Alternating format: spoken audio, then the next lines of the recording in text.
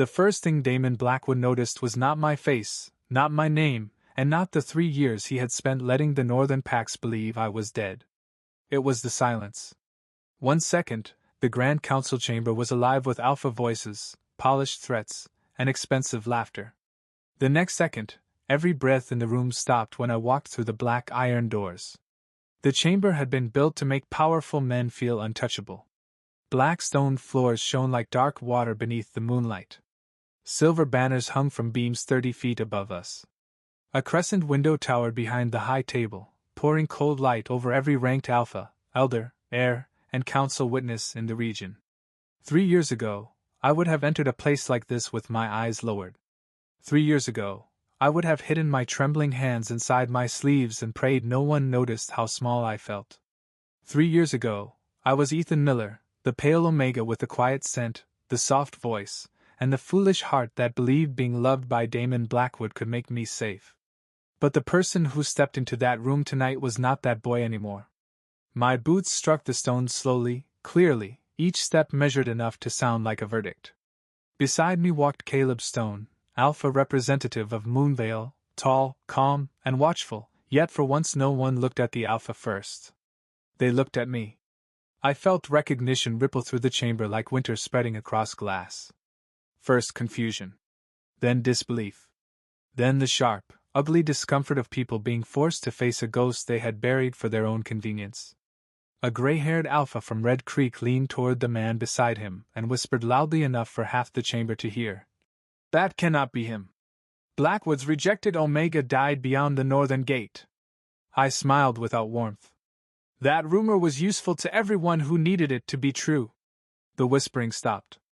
At the far end of the chamber, Damon Blackwood rose so fast that his chair scraped against the stone. The sound cut through the room, loud and helpless. He was taller than I remembered, broader through the shoulders, dressed in the dark formal coat of a ruling alpha, with the silver Blackwood crest pinned above his heart. His hair was still midnight black. His eyes were still that cold blue that had once made my chest ache with hope. But now, as he stared at me across the moonlit hall, there was nothing cold in his expression. There was shock. There was grief. There was fear so naked that even the elders looked away from it. The glass in his hand slipped from his fingers and shattered across the floor. No servant moved to clean it. No one dared. I let my gaze pass over him as if he were only one more face among many, though every old scar inside me knew exactly where he stood. Damon's lips parted. When he finally spoke, my name came out like a prayer he had no right to say. "Ethan." The sound tried to reach something soft inside me, something young, wounded, and stubbornly alive, but I had spent 3 years learning how not to bleed every time he breathed my name. I stopped in the center of the crescent light. "Alpha Blackwood," I said. My voice was calm enough to make several men shift in their seats. His jaw tightened at the title because once, in secret, I had called him Damon with a smile. Once, he had wrapped his coat around my shoulders during a winter patrol and told me I was too gentle for the world we lived in. Once, I had believed gentleness was something he wanted to protect. Then, beneath the red moon, before the entire Blackwood pack, with every elder, guard, servant, and child watching, he had looked down at me and said he rejected me as his mate. He had not whispered it. He had not hesitated. He had made sure everyone heard. I remembered the laughter that followed, rolling through the square like a storm breaking over my head. I remembered my scent folding into itself, thin and frightened, while I stood there with every private hope exposed. I remembered Damon turning away before the first tear fell, as if my pain was an inconvenience he had already decided to leave behind. A young alpha near the council table gave a careless laugh, trying to cut the tension before it swallowed him. "So this is the famous rejected Omega? I expected someone more impressive." Caleb took one step forward. I lifted one hand, and he stopped. That was the first sign the room understood something was wrong. An alpha had obeyed an Omega without question. I turned toward the young alpha and allowed only a thread of my true scent to unfold. Not enough to harm. Not enough to overwhelm. Only enough to tell the truth. The air changed. Every alpha in that chamber felt it at once, a clean silver pressure like moonlight becoming gravity. Shoulders stiffened. Breaths caught. The young Alpha's smug smile vanished as his instincts recognized what his pride had mocked. Around the room, powerful men looked away first. Damon did not. He stayed on his feet, but his hand gripped the edge of the table so hard his knuckles turned white. I looked directly at him then, letting him see what his rejection had failed to destroy. "I was weak," I said softly, my voice carrying to every corner of the hall. "When you last saw me." The silence that followed was not empty. It was crowded with every memory no one wanted to touch. Damon still stood at the high table, one hand braced against polished oak, his eyes fixed on me as if blinking would make me disappear again. I could see questions gathering behind his face, but I did not give him the mercy of answering them. Not yet.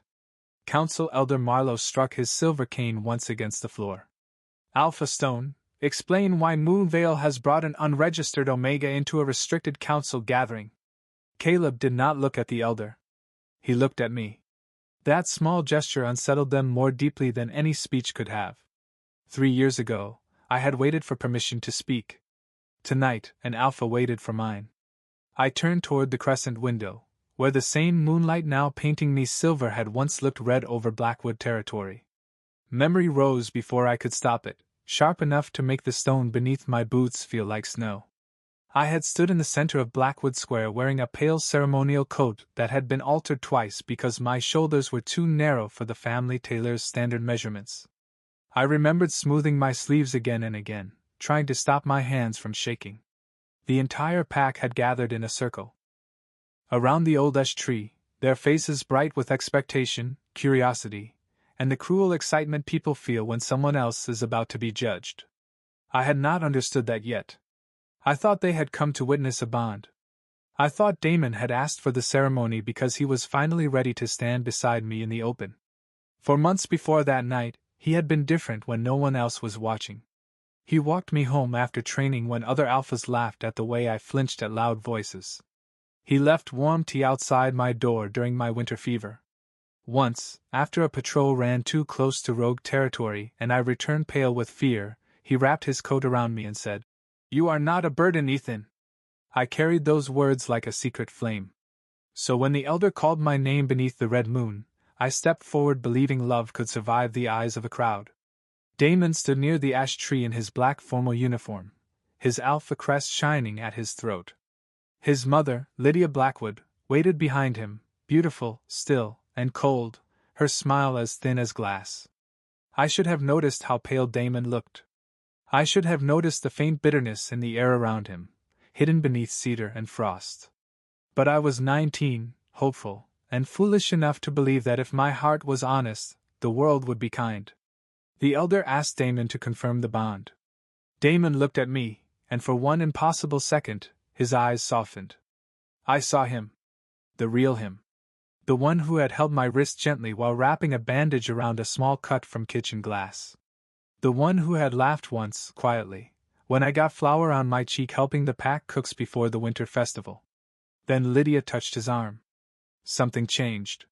His expression closed like a door being locked from the other side. He faced the pack and spoke with a voice so cold it seemed to freeze the air inside my lungs. "I reject Ethan Miller as my mate." At first, I did not understand the words. They were too large, too final, too impossible to belong to the man who had once called me safe. I waited for him to look back at me. I waited for him to say there had been a mistake. I waited for him to explain that this was some cruel test required by tradition, some political performance he would end before it could hurt me. He did not. The bond inside me, fragile and half-formed, pulled tight until I could barely breathe. Around us, whispers spread. Someone laughed. Someone said they had always known I was too weak for the future alpha.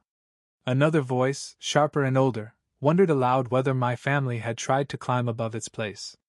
I stood there while their judgment landed on my skin like cold rain. My scent faltered, thinned, then folded into itself as shame crawled up my throat. Damon's face remained unreadable, but his fingers twitched once at his side, as if some part of him wanted to reach for me and another part refused to let him. I held on to that tiny movement for years longer than I should have. I looked at him and asked the only question my broken heart could form. Was any of it real? His mother answered before he could. Do not make this uglier than it already is. The pack murmured approval. Damon lowered his gaze. That hurt worse than the rejection. He did not have to say another word. His silence finished what his sentence had started. By midnight, my room had been emptied. By dawn, my name had been removed from the household registry. Before the sun came up, I stood at the northern gate with one bag in my hand, wearing Damon's old coat because no one had thought to take it from me. Snow fell in soft, silent sheets. I had $12 in my pocket, a half-empty bottle of suppressants in my bag, and a heart trained to beg for love from people who called cruelty tradition. I kept expecting him to come. I kept expecting his voice behind me, rough with regret, telling me to wait. Instead, the gate opened, and the guard told me not to return. I walked for hours. The road beyond Blackwood territory curved through pine forest and frozen fields, past mailboxes bent under snow, past the closed gas station with flickering lights, past the church sign that said mercy was not weakness. I laughed when I saw it. The sound tore out of me, cracked and bitter, then turned into something too close to a sob. By noon, my boots were wet. By evening, my fingers were numb. By midnight, I could no longer feel where my body ended and the cold began. I remember falling near a ditch beside a two-lane mountain road. I remember the sky above me, black and full of stars. I remember thinking that Damon would never know where I died. Then headlights washed over the snow. A door opened. Someone called my name, though I had not told it to him. Caleb Stone found me that night with an older beta healer named Rowan Hale. Caleb later told me Moonvale scouts had been watching Blackwood for months, searching for any sign of Clara Miller's child. Clara Miller. My mother. A name Blackwood had allowed me to remember only as a quiet woman with no living family and no important history. I woke 3 days later in a small infirmary at the edge of a lake so still it looked like a piece of sky laid carefully on the earth.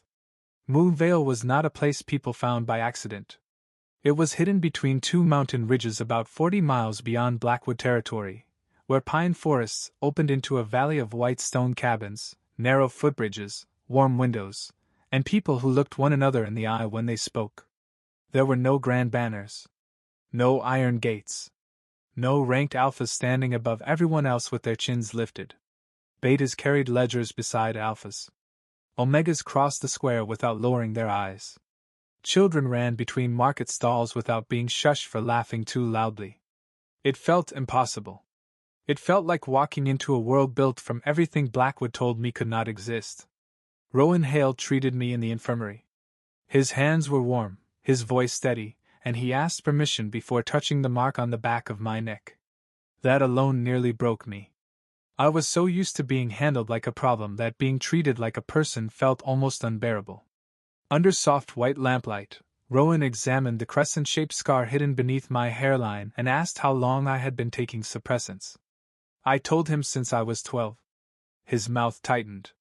He asked who prescribed them. I told him Lydia Blackwood arranged everything after my parents died in a winter highway accident outside Denver. At that, Caleb turned toward the window, his shoulders going still in a way I did not understand yet. Rowan took a small silver instrument from his medical case and held it near the scar.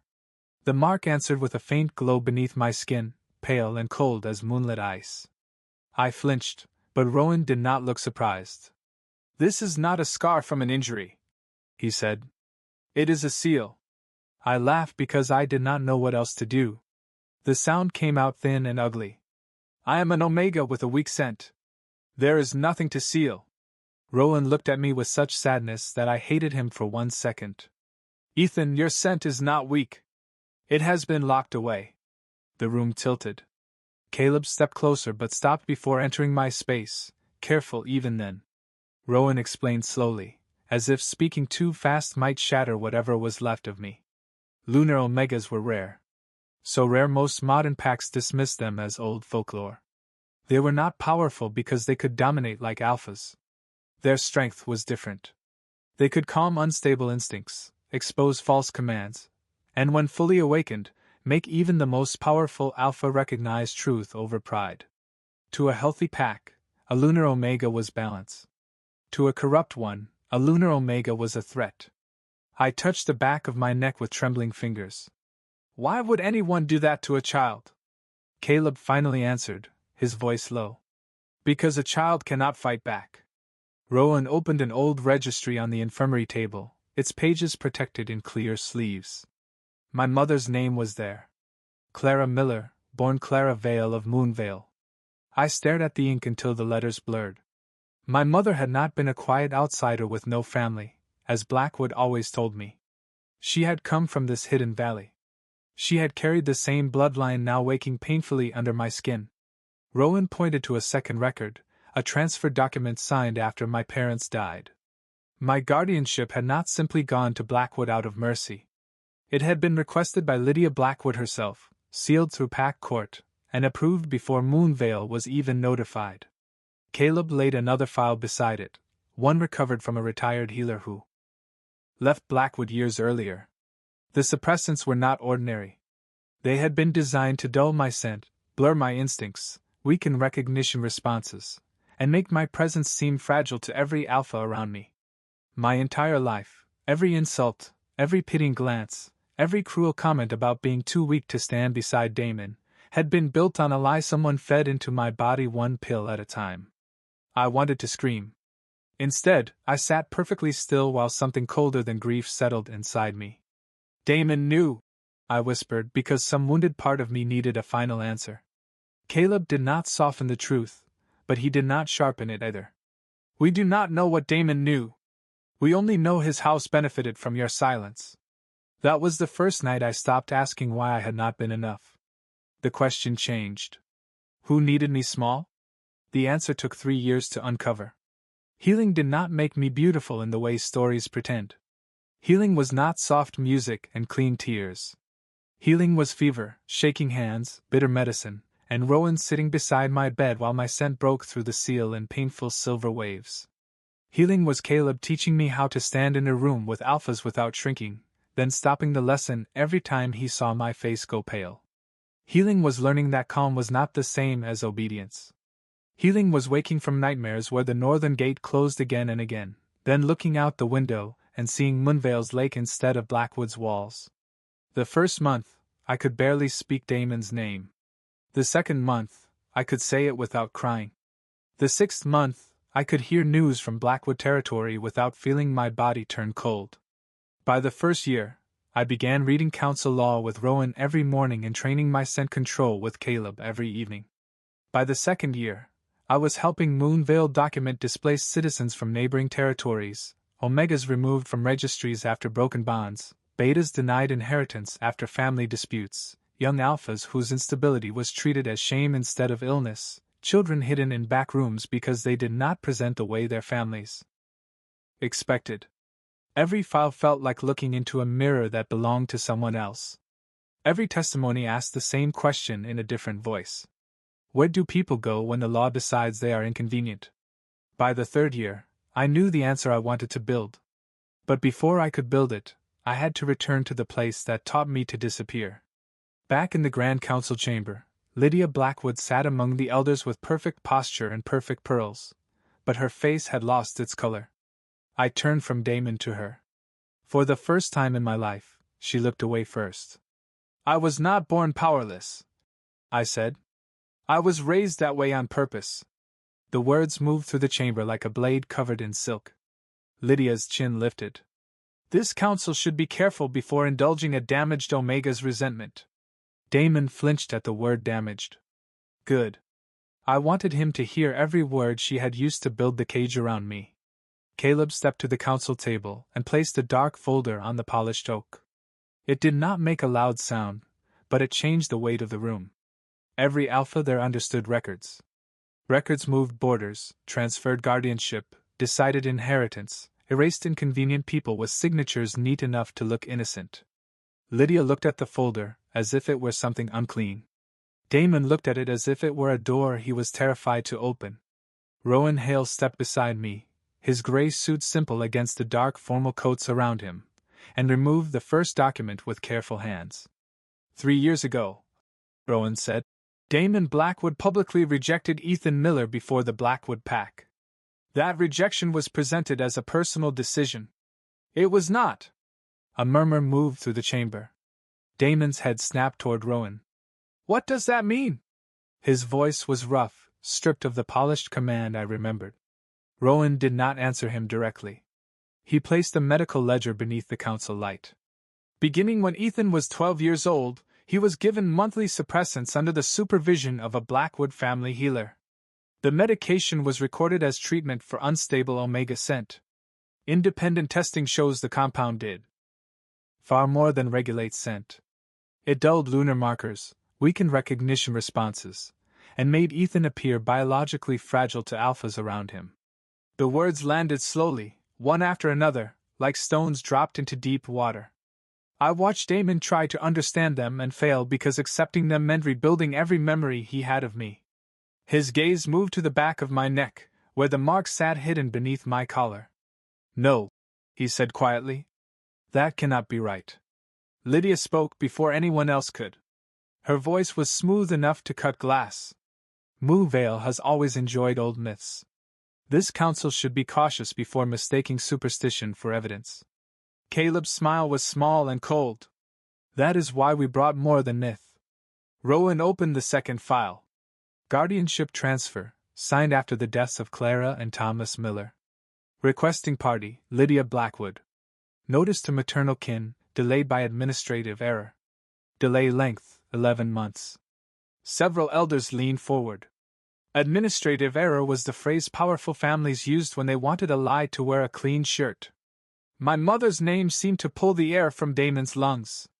He had known my parents died when I was young. He had known I had no one. He had never known that no one was a story his own house helped write. Rowan continued. The third record concerns the night of the rejection ceremony. Damon went utterly still. Even Lydia's expression flickered. A household staff member assigned to the preparation room gave sworn testimony before Moonvale and 2 neutral pack auditors. Damon Blackwood was served wine containing scent blocker and obedience herb approximately 20 minutes before the ceremony. The dosage was not enough to remove his will, but enough to distort bond recognition, suppress emotional resistance, and make outside influence more effective. For the first time since I entered the chamber, I looked away. I had imagined many explanations for Damon's cruelty. I had hated him for them, mourned him for them, survived them. But hearing proof that something had been done to him too did not heal me.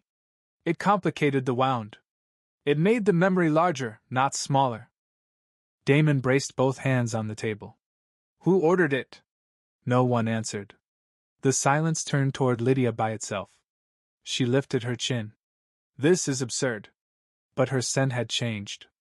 Beneath the expensive perfume and practiced calm was something sharp and frightened. The lunar part of me recognized it instantly. Not guilt alone. Exposure.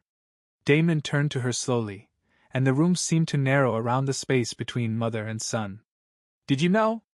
Lydia did not blink. I knew you were 19 and reckless. I knew you had confused pity for attachment. I knew an untrained, unstable Omega with no standing could weaken this family at the exact moment you needed to become Alpha. Her words were quiet, reasonable, almost tender. That made them worse. Damon looked like she had reached back 3 years and changed the shape of his life with her bare hands. That is not an answer. It is the only answer that mattered, Lydia said. I protected you. Something in Damon's expression broke, not loudly, not dramatically, but with the terrible softness of a man realizing the cage had been called love. He looked at me then, and I saw the memory returning to him in pieces. The red moon, the ash tree, my pale coat, his own voice saying words he could not take back. Ethan, he whispered, and this time my name carried apology, horror, and a grief so heavy even the council seemed to feel it. Some younger, lonelier version of me would have run toward that grief and called it justice. Some broken part of me wanted to ask if he remembered the snow, if he remembered the coat, if he knew I waited at the gate until my hope turned numb. Instead, I stood still. Do not look at me like the truth makes you innocent, I said. Damon flinched, but he did not look away. I know. The admission was barely louder than a breath. Lydia's composure sharpened again.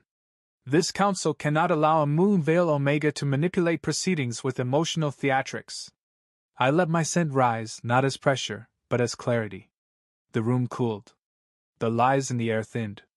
Every alpha present felt the difference between command and truth, between dominance and fear pretending to be duty.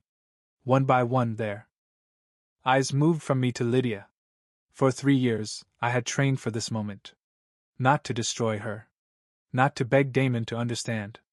Not to prove that I was worthy of the family that threw me away. I trained so I could stand in a room built for people like them and refuse to shrink. Rowan placed the final page on the table.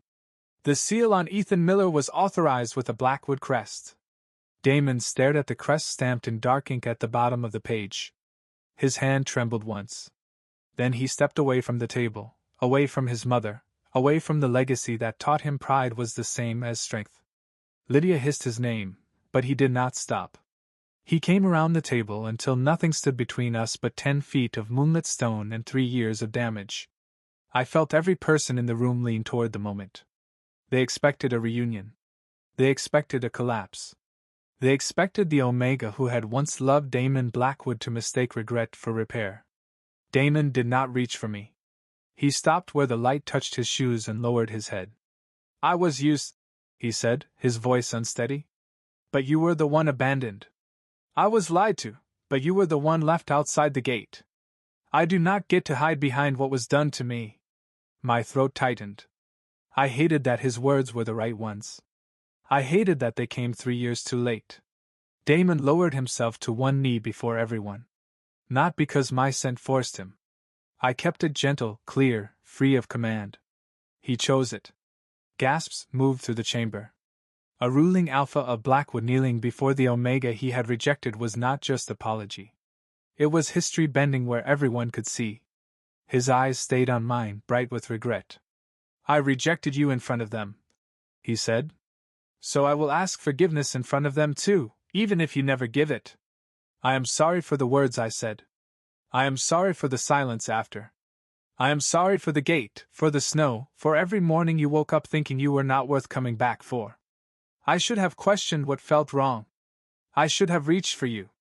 I should have found you. The room blurred for one dangerous second. No one had spoken of the gate before. No one had named the snow. For 3 years, that memory had belonged only to me.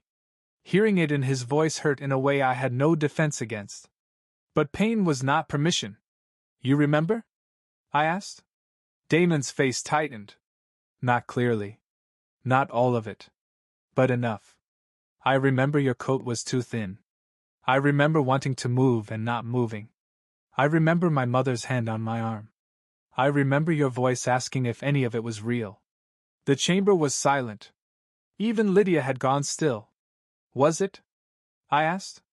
Damon looked up at me from the stone floor, and for the first time in 3 years, there was no pride between us. Yes, he said. The worst part is that it was real. Not enough to save you then. Not enough to earn you now. But real. Something inside me cracked. Not open. Not healed. Just cracked enough to let air in. I wanted to hate him cleanly. I wanted the truth to be simple. But simple truths rarely survive long enough to face a council. I looked at the Alpha kneeling before me, then at the elders watching like men who had mistaken obedience for order their entire lives. Your apology is yours to give, I said. My forgiveness is mine to choose. Do not confuse the two. Damon bowed his head. I will not. Lydia's chair scraped back. Enough.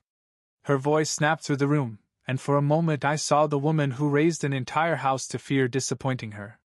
This display may impress sentimental witnesses, but it changes nothing. Ethan Miller remains unaffiliated. Under council law, an unaffiliated Omega cannot petition for disciplinary action against the ruling house. He may give testimony, nothing more. Several elders shifted. Some nodded, relieved to find procedure where morality had become inconvenient. 3 years ago, the word unaffiliated would have frightened me. It would have sounded like unwanted, unprotected, alone. Tonight, standing beneath the crescent window with every alpha in the Northern Council watching, I heard the word for what it truly was. Empty space. An empty space could become anything. Rowan's expression darkened, but I lifted one hand before he could speak. This part was mine. Damon rose slowly and stepped back, not beside me, not behind me as a claim, but far enough for the room to see that I stood without him. I turned toward Lydia. "You are right," I said. Lydia blinked, surprised by my agreement. I let the silence stretch just long enough for everyone to lean into it. Under the old council code, an unaffiliated Omega has no standing beyond testimony. That law was written 142 years ago after the Ash River dispute, when 3 packs decided people without formal allegiance were easier to ignore. The first flicker of uncertainty crossed the elder table. Rowan had trained me well. Anger made them defensive. History made them nervous. But the same code also states that any independent household with confirmed members from at least 3 recognized bloodlines may petition for provisional alliance status if it provides shelter, governance, and medical protection to displaced pack citizens. Caleb stepped forward and placed 3 signed declarations beside the records already on the table. Moonvale, Red Creek, Silver Pine. The old Red Creek elder went red in the face because his own grandson had signed as witness after Moonvale sheltered 2 betas his pack had quietly cast out. For the past 18 months, I continued, Moonvale has documented 37 displaced citizens from 6 territories. Omegas removed from registries after failed bonds. Betas denied inheritance after family disputes. Alphas whose instability was treated as shame instead of illness. Children whose families hid them because they did not fit the future someone else chose. We housed them. We examined them. We kept their records when their own packs preferred they disappear. A woman near the back covered her mouth. I recognized her from one of the files. Her younger brother had been sent away after presenting late. She had come tonight as a clerk, not a witness, because fear had taught her to stand near doors. Now she looked at me as if I had said the things she had not dared say for years.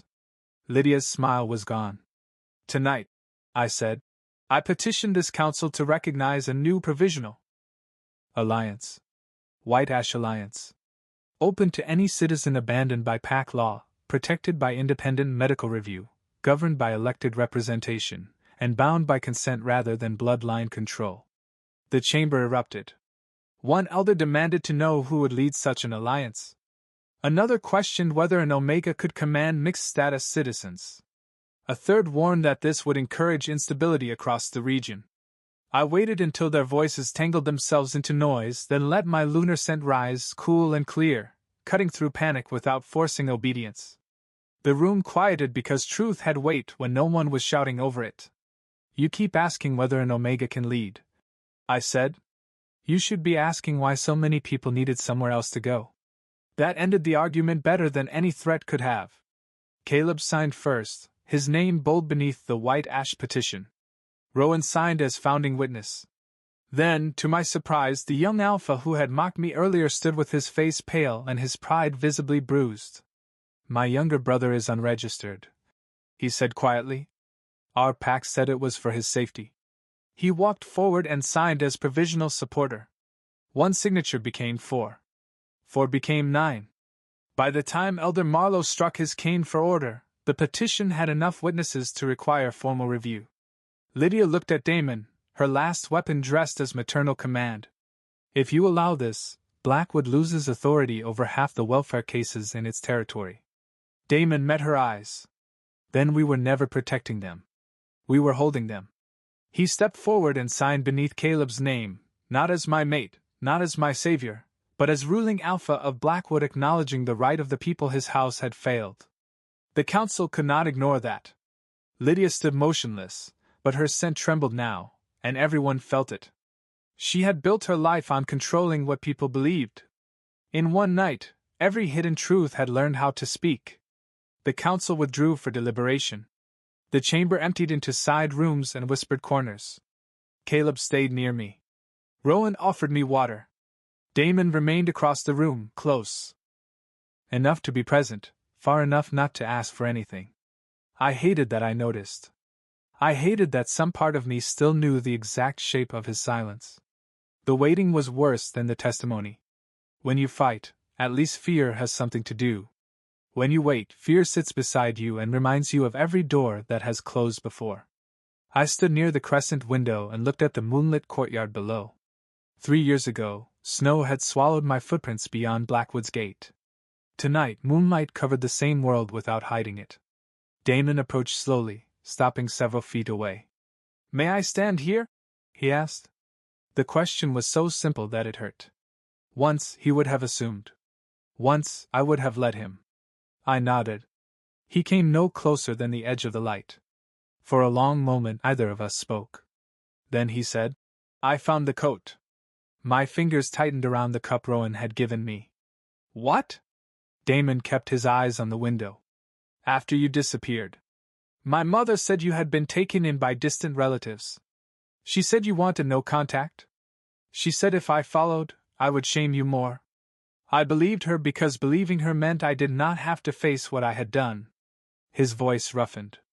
2 weeks later, a border guard returned with a coat he found beyond the old mile marker. My coat. The one you wore that night.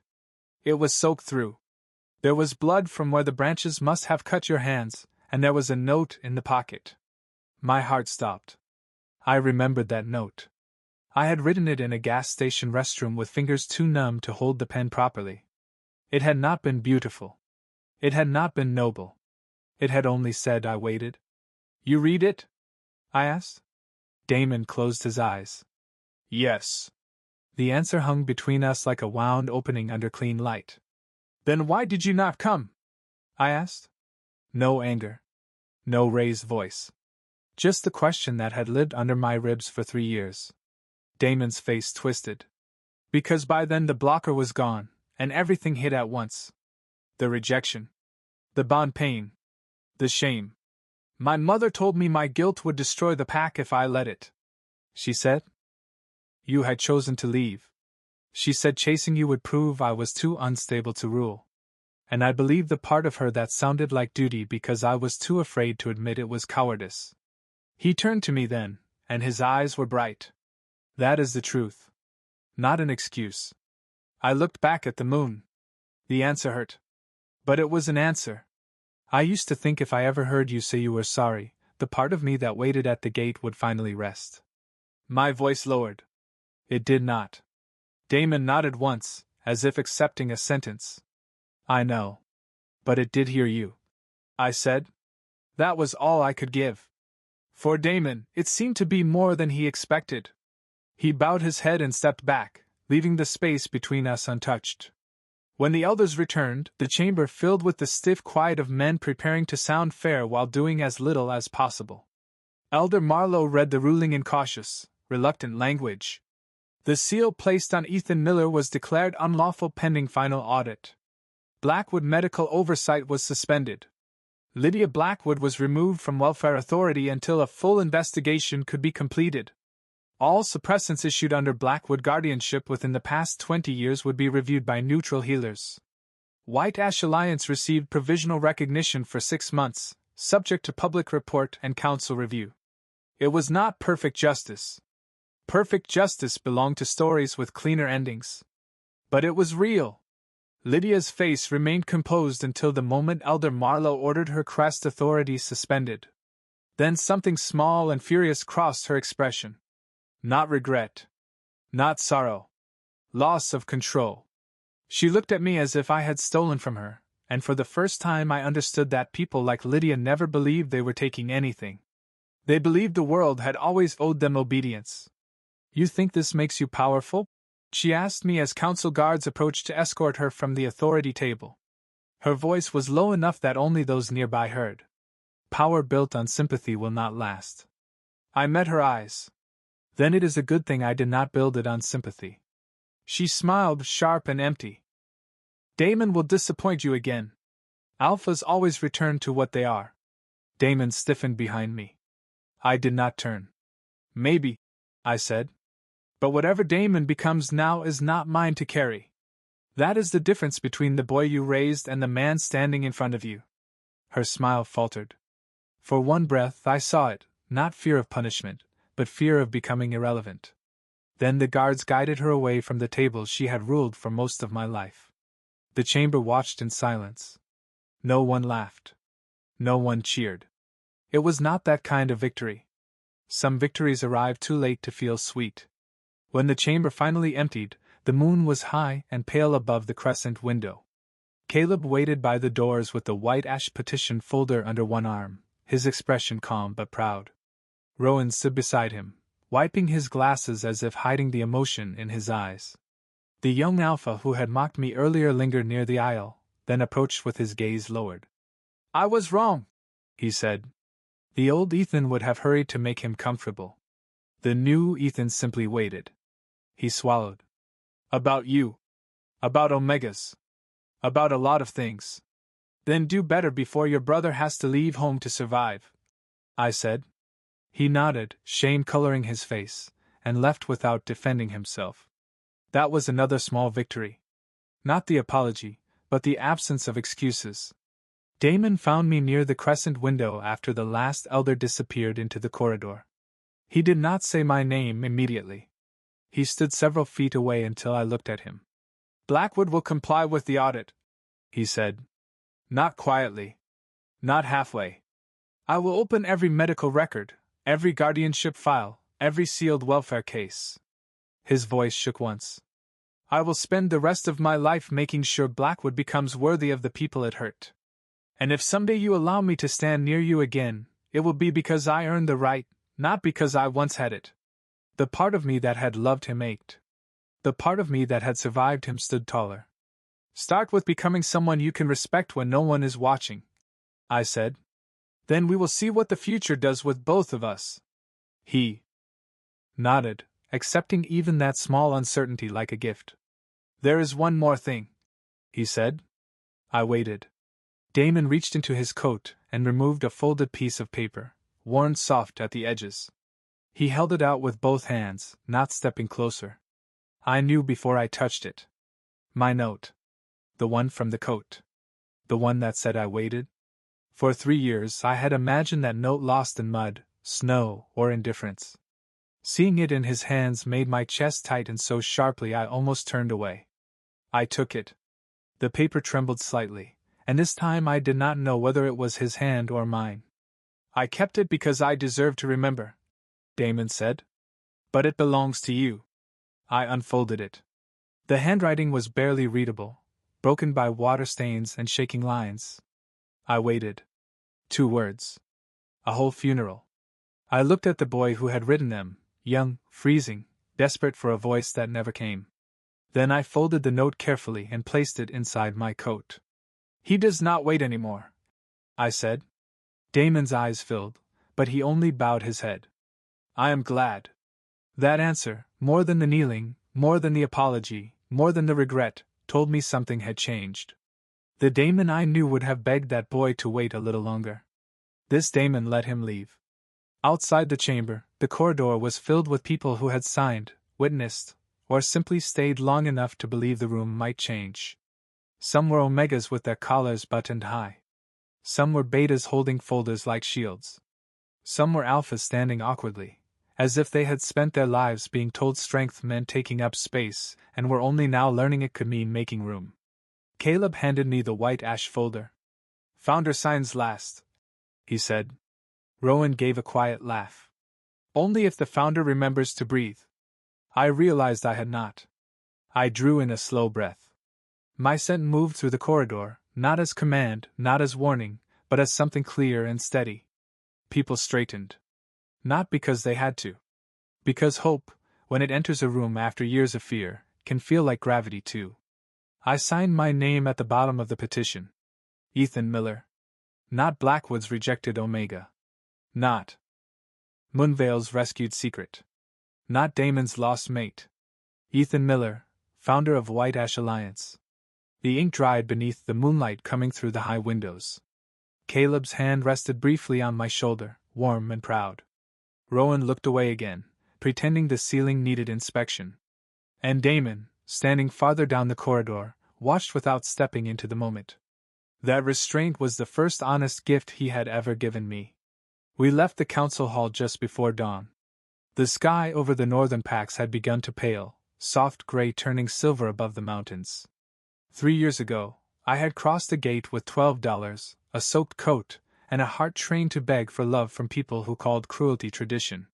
Tonight, I walked down the council steps under my own name while the first members of White Ash followed behind me.